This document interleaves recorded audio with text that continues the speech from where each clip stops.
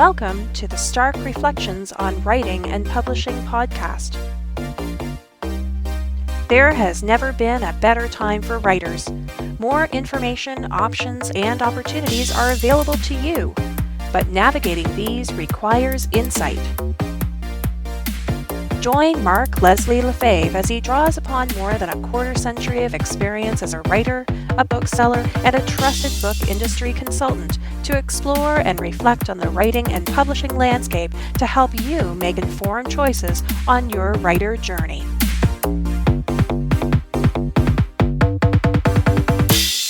Welcome to episode 9 of Stark Reflections on Writing and Publishing. This is your host, Mark Leslie Lefebvre. I'm recording this from Lincoln City on the Oregon coast, where I'm attending an intense, in-depth fiction anthology workshop.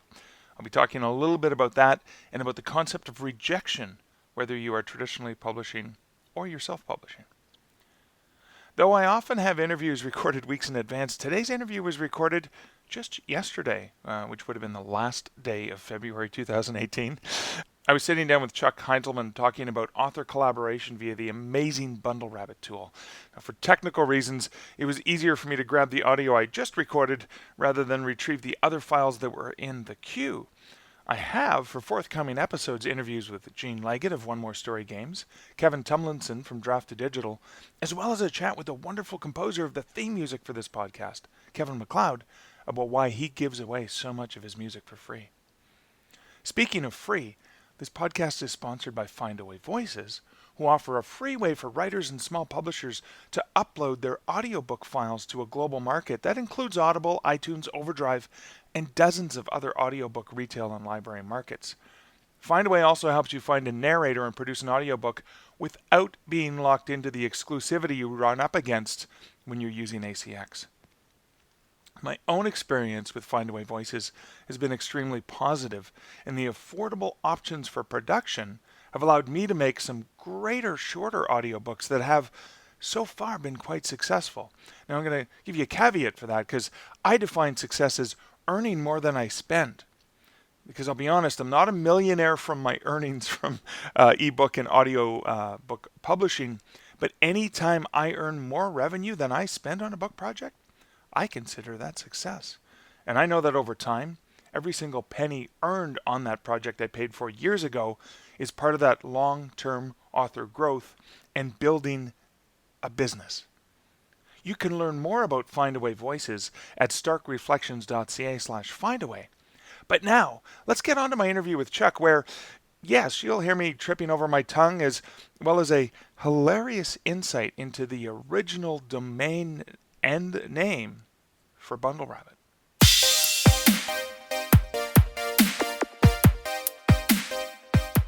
Thanks so much for joining me today on the podcast, Chuck. Yeah, it's exciting to be here.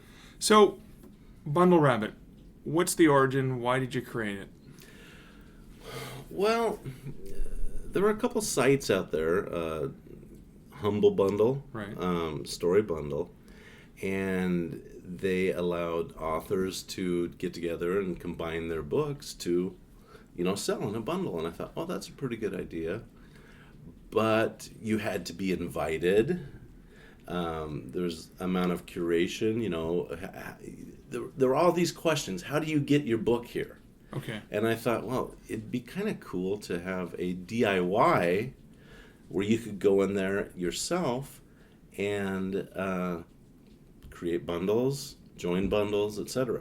So that's the basic concept. This one site where you can go to and create bundles. The bundles, and that's how we started. And we followed the same exact model as Story Bundle, Okay. where you go in and one thing that I had to add is how do people talk to each other, right? And what came from that is the content marketplace. So what happens is authors go in, they upload their products. Okay. The products are hidden from everybody except curators. Curators can go in and they say, hey, I'm doing a anthology about ghosts. Let me search through the content marketplace, and then wham, they'll see your book there and they say, yeah, it looks like a pretty good fit. Let me send a request to you saying, hey, join my bundle. Okay. So that's how the process, all started. And then, it was sold on bundlerabbit.com. Okay. And we moved forward. And then we thought, well, a bundle is really just a collection of books. Instead of going one place and buying a bundle and downloading them separately, what if we combine those into a box set?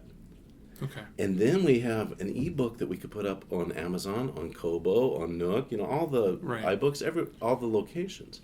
So that was kind of the next iteration of Bundle Rabbit, was the ability to go wide with bundles. So the thing I love about that is that I love Story Bundle and Humble Bundle and those places, they're awesome. But then I get these EPUBs and then I got to manually do stuff with them and load them or whatever. Or I could just go to my favorite retailer and buy it from where I already have. I mean, in my case, I have a Kobo device, so I can just go buy it from Kobo, download it, and I don't even have. And I know side loading is relatively easy for people, but it's an extra step. Well, and it's easy for the technically minded people. I mean, that was one of the biggest support issues I had initially. Was people saying, "Well, I bought this, but how do I get this to my Kindle? How do I get this here?" And this was before BookFunnel.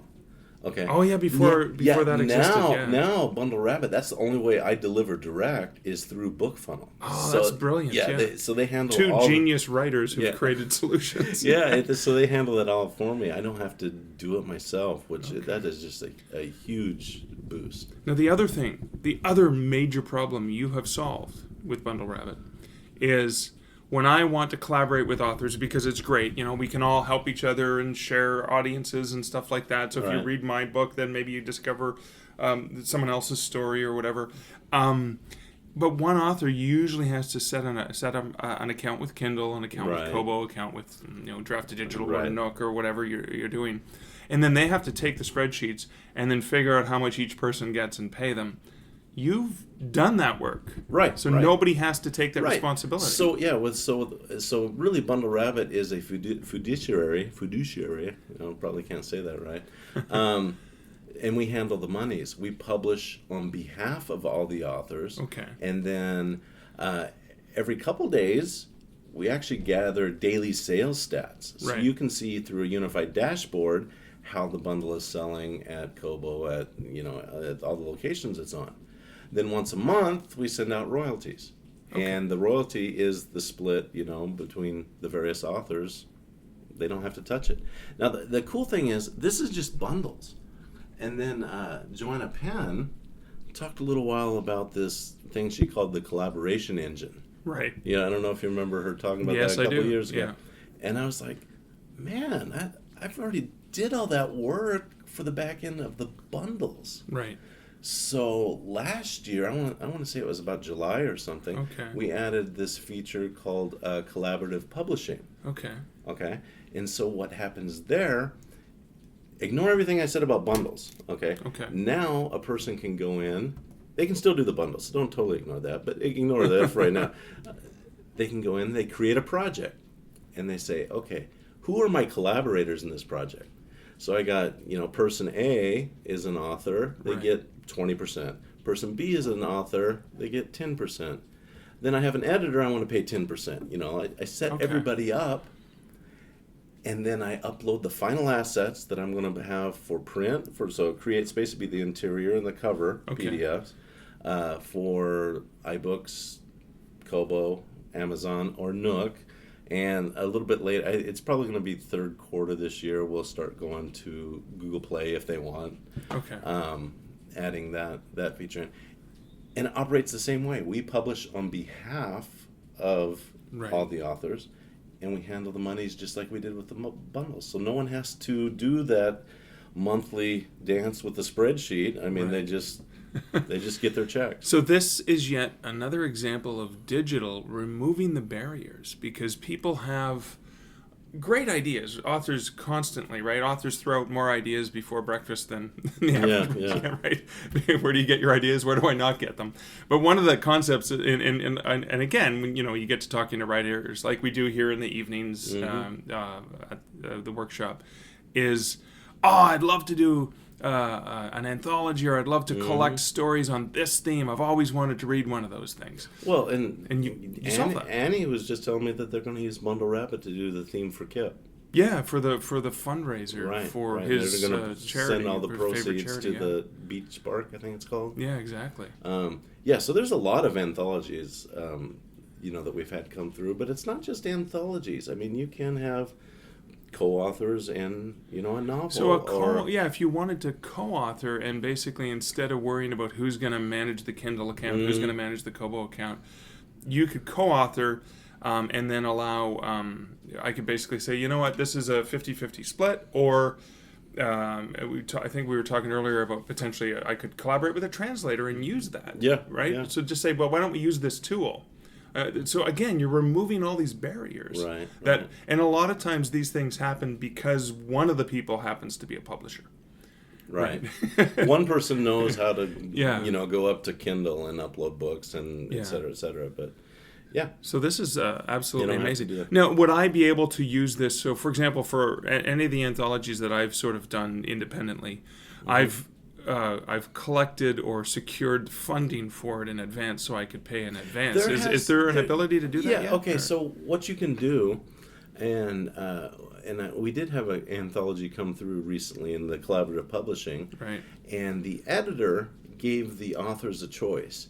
You can take a percentage of the sales, okay, or I'll give you upfront X amount of dollars, and that all happened outside, the project. So here's your prorate fee up front, and you have your money, you walk away. So that's totally. I love that. That's genius. Yeah. So, genius. but I don't handle that up front. I don't. Yeah, but I would just do that through PayPal or something. or whatever. But that's all between the authors and the editor. Okay. What we handle in the contract everyone agrees to only deals with this particular project and who gets what percentage. Okay. I don't get into any type of partnership agreement between people, but they have to do that themselves, and I don't want to get in the middle of that either because that's a little scary to, get into become a part of a partnership. No, this is just publishing only. It's just how are you publishing? It's a tool. In that case, that you're paying someone $200 up front for their story, then you still set them up and give them a 0% as net proceeds. I mean, it's flexible how you can do that. So I'm a little concerned because you and I are so passionate and excited about this. Yeah, and I'm doing a lot of talking with my hands. No, that's okay. So am I. We're just hands all over the place. Hands across America right now. Mm-hmm. But what I'm worried a little bit because we are both involved in this. You understand it obviously very intimately. I'm quite familiar with it because I've participated in it and so excited as an author. I want to go back to the basics because I worry about this. So how much does it cost someone to get set up and to go and create a Bundle Rabbit account so that they can explore this as an author? It's free. What? No, it's not. It can't be. What's the catch? Okay, with bundles, there's a certain amount of work that I do behind the scenes for bundles. I actually build the bundle manually. I've got it semi-automated. Right. I create specific artwork. And your bundle is an EPUB that gets loaded to Kindle, Kobo, etc. Okay. Yeah, EPUB and Mobi. So what happens? Bundle Rabbit takes 25%. Okay. And then 5% goes to the curator. Okay. And the remaining 70% is evenly distributed across the authors. Okay. Okay, so if you have, actually not so across let's say, the authors. If you had 10 authors, right, they'd each get 7%. Okay. If you actually have if you have 10 books, but one author has 2 books in that bundle, then they'd get 14%. Right? So the math figures itself out based on the percentage of the contribution. So, that's just bundles, to make it easy, for that, because we want to stay simple, we made $100 off of Amazon last month or 90 days ago or however the money came in. Bundle $100 Rabbit keeps Bundle Rabbit has $25. The curator gets $5, and is that right? 25. Yeah, you're making me do math here. I'm sorry, right on the spot here. And the $70 is distributed evenly between the authors. All the contributors. Right. So if the let's say the editor also has a story, then they would get the $5 plus their share. Right. Okay, so it kind of the math works itself out. It's very clear to see what you're going to get. Right. And it's obviously very clear that the way that Bundle Rabbit makes money is when a book is published through the platform and is successful. Sold. Yeah, if it's sold, they make you make money, exactly. which is good. Exactly. Okay, that's awesome. And now collaborative projects. Right. Bundle Rabbit doesn't have to do as much. I mean, we're just publishing. Right. The editor uploads the final EPUB, the final Right. interior, print or whatever they're doing. Right. So in that case, it's 10%. For Bundle Rabbit? 10% to Bundle Rabbit. Okay. The 90% is distributed based on the project. Okay. Okay. If you had two authors that are going 50-50, then they each get half. If you had two authors going 60-40, yeah. I mean, sweet. So you can actually play with the percentages so if there as the editor. So if I'm here and I can sweet talk Dean Wesley Smith into giving me an original story for a bundle, I may have to pay him more because the guy has 300 books that he published in the last year. Last month. Yeah. Whereas an author like me is like, okay, I'm pretty happy with my 5% or whatever. Exactly. I mean, I get 8% royalties from my publisher, one of my publishers. Right. So that you kind of have to look at the reality of the situation. So if you want to attract a big name author, you may have to give them a little bit more because their name's going to draw people in probably to one. Right. This is it's amazing. You've kind of pre-solved quite a number of collaboration challenges. Yeah. No, it's exciting, and I mean every month it grows, and I see the chart of my growth, and it's like, whoa, it's not the L chart. Right. Which I'm grateful for because I couldn't handle that. But it's a nice, steady, upward growth. Now, one thing that's kind of interesting is, and I didn't realize this going in, every time you do a bundle or a collaborative project, right. The interesting aspect to me is you have this little mini community that is created, all the authors that are in this bundle. And those authors support each other. They, someone makes a Facebook post, then they say, "Hey, boost my signal." I mean, it's actually a pretty cool little marketing thing that you're doing with this little mini community that you have around one particular work. So I just thought I'd throw that out. And as I know, not sure when this is actually going to get released, but I know that you're going to be leveraging that community in more powerful ways in the near future. I'll explain this a little bit. And this is coming out end of third quarter this year. So, end of third month. In the first quarter. First quarter. Again, maths. That's okay. We're tired. Yeah. So, what I've created is kind of a Facebook-like interface. Okay. So, anytime that you are in a bundle, then everyone that's in your bundle can share images, share posts, communicate. They can go in and message with each other. And it makes it, I think, quite a bit easier than your typical, let's start an email thread and everyone keep in sync. So I'm pretty excited about that thing coming. Also, with this release is when I'm opening up the multi-languages for the collaborations. Yes. So then you can do Spanish and French, and I'll look at some other ones down the road. Okay. So if I wanted to work with a French translator, somebody who I know is good, I could use this tool to say, so rather than me pay you up front, or I could pay you up front because that could be the default setting for the collaboration tool. Why don't we work on this together? Because you believe in me, I believe in your work. Let's put it together. And so this is interesting because BabbleCube does this brilliantly, where when I do, and I have an Italian collection of horror stories done in Italian, BabbleCube keeps 10% all the time. Okay. The translator gets 60%, and then I get 30%. But then after it sells X amount of units, they flips to 50-40.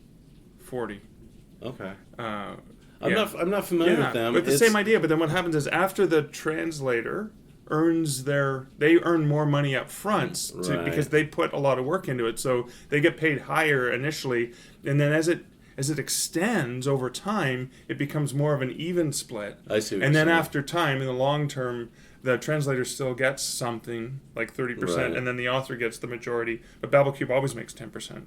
Well, that's how Bundle Rabbit always makes 10%. Yeah. Every time it's sold, but it's just a straight percentage. Yeah. But what you could do is you could really say, okay, we'll publish this for 6 months, and then we'll republish it with Yeah. new percentages. And yeah, part of the problem doing that is you would lose your also buys and your you'd have to everything like that. republish it. So, but if you But contact can me, you change the percentage? Yeah? no, After once time? it's Okay. published, you can't because here's the problem: is it's not. I'm showing daily sales figures, but we're a couple months behind on the pay. Right. Because Bundle Rabbit only pays after I get paid. Of course, you have to get the money, which yeah. is 45 days for Kobo, 90 days for Kindle, stuff Yeah. like that. Like it's different for all the different retailers. So, and just to keep it easy, I follow Amazon. Yeah. So you go with the right. So on or about the 29th of this month, and this month is February. I'm getting paid for Bundle Rabbit's getting paid for all the sales in December. Yeah. Okay.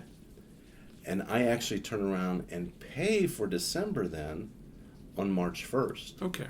Which is just like 2 days after I get paid. So I'm not holding the money. You get the money, then you process the money's processed, then you process it right Right. back out again. Yeah, of course, that makes sense. And so the problem is, since I'm showing daily sales, yet I'm also paying, what happens if you change your percentage? In the middle, that in the causes middle, confusion. I'm not smart enough to keep track of all that. So. You are, but you can only focus on so many things at a time. Exactly. So no, but what you could do if you republished, you could contact me and say, hey, I want to use the same,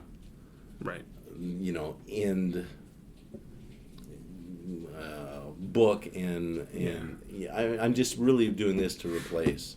Okay. And so then I could try to figure out. Well, let me not promise anything on this. I'm throwing challenges to you I'm right starting on the to fly. think, okay, how could I do a sliding scale? No, I need to keep off the technical. Well, you've got it working, and that's just something that'll work itself out. Exactly. But okay, so where can people check out Bundle Rabbit? Where can they learn more about Chuck? I've been called worse, so that's okay. My best friend in high school used to call me Puke because up Chuck. I remember. I made that joke a few times on stage here, and I've sorry. Never heard that before. You've never heard that, of course. Wait a second. BundleRabbit.com. BundleRabbit.com. That was your question. Yeah, BundleRabbit.com. And where can they find out about you? You can go, ChuckHeintzelman.com. I have links off there. StoryChuck.com, but Story Chuck. Yeah. Story up Chuck. Well, wait, you have an amusing story about a domain? Oh, okay. So okay. It wasn't always Bundle Rabbit. It was Bundles Express. Bundles Express. Okay. And that's what I created. I created BundlesExpress.com. That was the day that we went live. It was about April 16th of what year are we now? It was 2016 or 2015. Okay. And the years are... Anyway, so I went live on Bundles Express. And I thought, it kind of conveys this image of fast. Yeah, and, of course. It has nothing to do with shipping, but still. And my initial curator said, every time I type Bundles Express... all I see is Bundle Sex Press. I'm like, oh my gosh, that's not really the type of bundles I want to do. Unless you have a erotica category, Bundle Sex Press. There you go. No, you could use it for that. Active but romance. I didn't want to limit myself. Oh, okay, fair enough. And that's just an offshoot of Bundle Rabbit. I had this logo created for Bundle Rabbit for. Oh, sorry, I forgot to turn off my... That sounds like Jeeves from the Avengers. Yeah. I have my phone talks to me in a British accent. Anyway, so I had this rabbit logo for Bundles Express. Okay. And so then I started coming up with, what am I going to call this instead of Bundle Sex Press? And finally came down to Bundle Rabbit. And initially it was like, do I like it? Do I not like it? I like it now. It works. Yeah, it works. So. Well, rabbit, sex, it kind of all ties back together. Ties back together. Bundles. I didn't even see that ever. I typed Bundles Express at least 1,000 times during the development of this. And now every time that I type it, that's all I can see is Bundle Sex Press. Do you still own that domain? It just came up and I just let it go. You let it go. Wild. Oh wow! Someone's gonna buy that and make a lot of money off a of friend told bundled me, erotica. Told me I need to keep that and start doing erotica. But anyway, so Any other questions? No, but thank you so much for spending the time and sharing some fun stories and sharing the amazing collaboration tool that you've built for authors. Go to bundlerabbit.com and find out more. Thank you.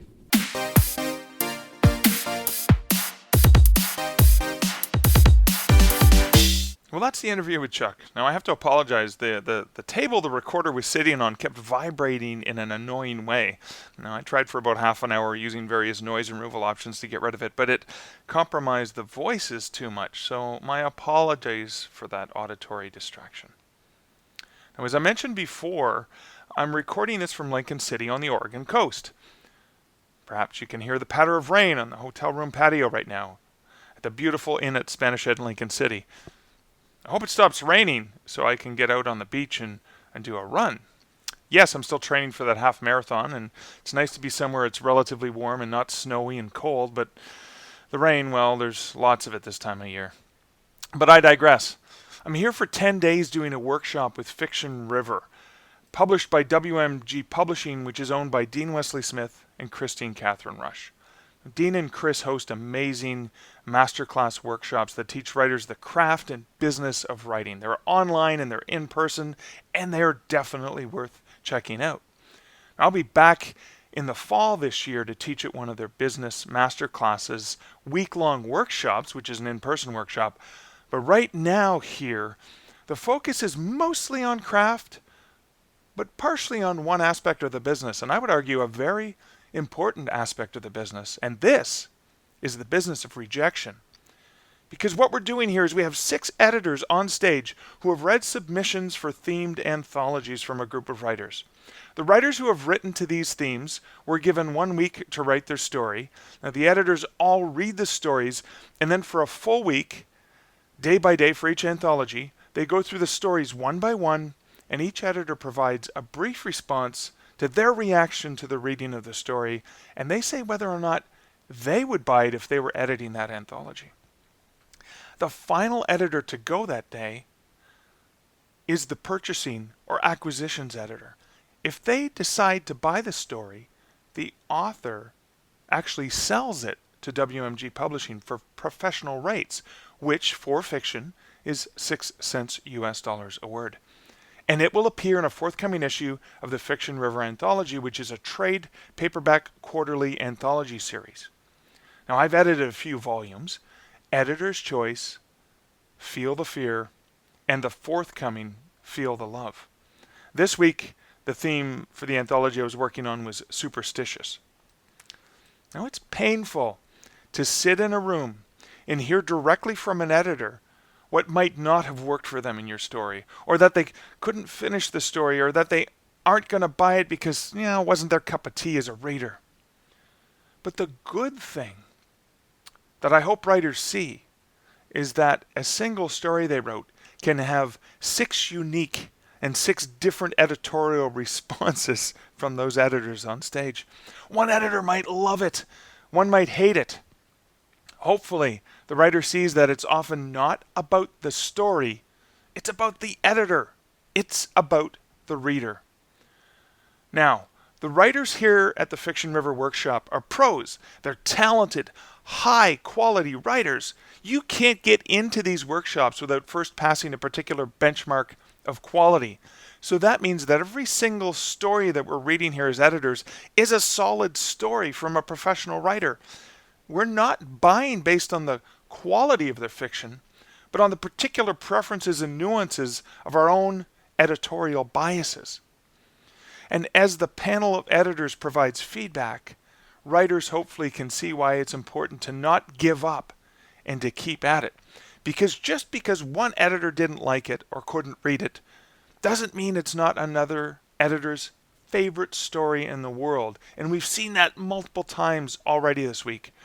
On stage as editors, we're laughing, we're crying, we're providing feedback on the things that worked and didn't work and what stuck out and what bothered us.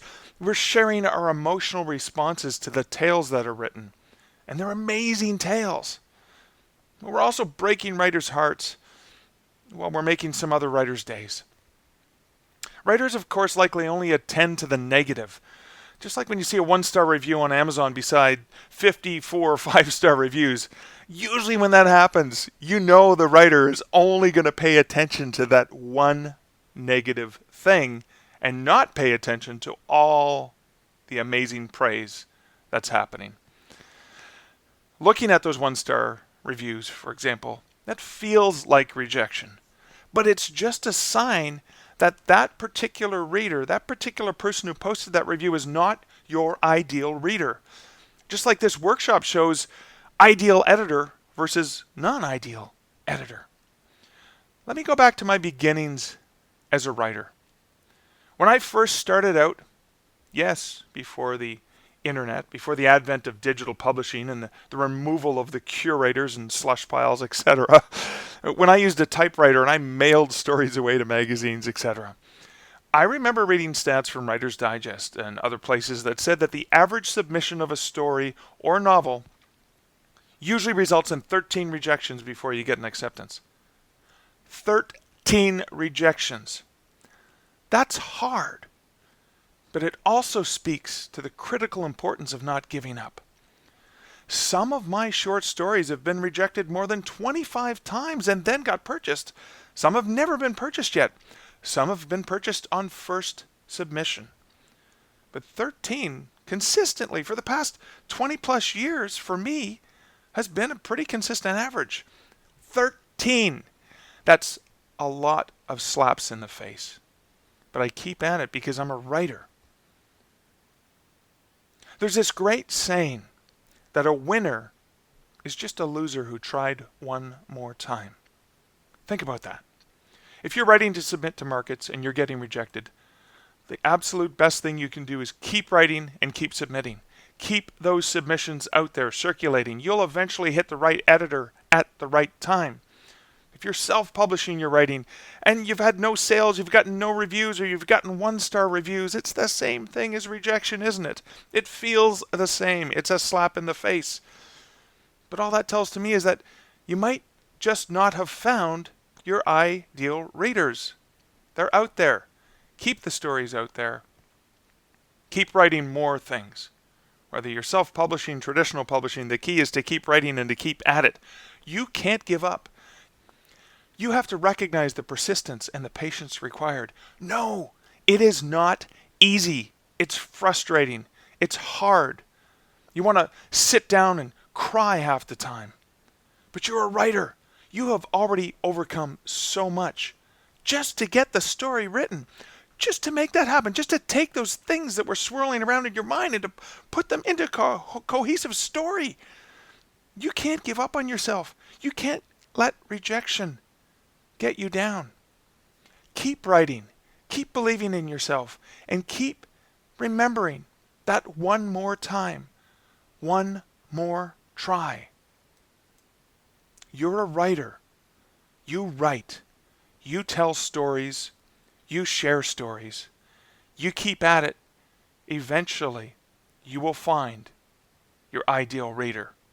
Now, finding your ideal reader is a completely different task than writing. But you can't find an ideal writer unless you keep writing. So we'll worry about ideal readers another day. We'll just remember the critical importance of keeping at it, continuing to write, and continuing to work at your craft and believe in yourself. Well, I got really worked up there, didn't I? Got really excited, but it's really critically important for me to remind myself, which is probably why I was getting so passionate about this, to not give up and to keep at it. I hope you don't give up, and I hope you keep learning, you keep at it, you keep writing, you keep submitting, and you keep believing in yourself. Well, that's it for episode 9 of the Stark Reflections on Writing and Publishing podcast. This is Mark Leslie Lefebvre. If you like the podcast, I'd love for you to share it with a friend that you think might enjoy it, or just post a review on the podcatcher of your choice. We will catch you in episode 10 next week. Thank you for listening to the Stark Reflections podcast. You can find show notes for each episode at starkreflections.ca.